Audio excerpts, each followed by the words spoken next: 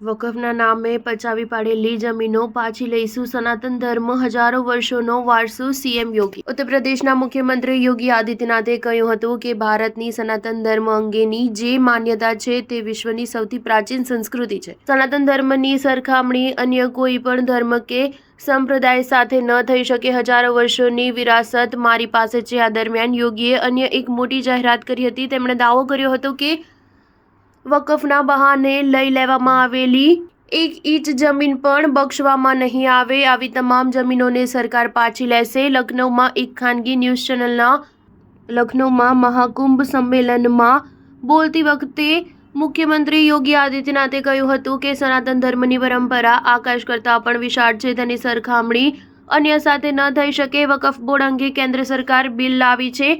એવામાં મુખ્યમંત્રી યોગી આદિત્યનાથે પણ મોટી ટિપ્પણી કરી હતી। તેમણે કહ્યું હતું કે ખરેખર આને વકફ બોર્ડ કહેવું કે લેન્ડ માફિયાઓનું બોર્ડ કહેવું તે મુશ્કેલ છે। વકફના નામે જે પણ જમીનને ગેરકાયદે પચાવી પાડવામાં આવી છે તેની તપાસ સરકાર કરી રહી છે। અમે આ માટે વકફ કાયદામાં પણ સુધારા કર્યા છે। યોગીએ જણાવ્યું હતું કે વકફના નામે પચાવી પાડવામાં આવેલી એક ઇંચ જમીન પણ નહીં છોડીએ।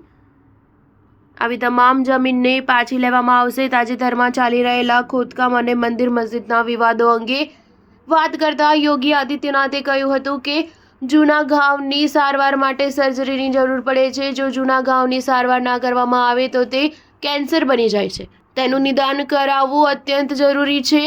કેન્સર થઈ ગયા પછી ગમે તેટલી વખત કિમિયોથેરાપી ને રેડિયોથેરાપી કરાવો, કેન્સર ઠીક થતું નથી। એક વખત સારી રીતે સારવાર કરવામાં આવી પછી કોઈ સારવારની જરૂર નહીં પડે। સ્ટાર ન્યૂઝ 7 હંમેશા સચ્ચાઈની સાથે।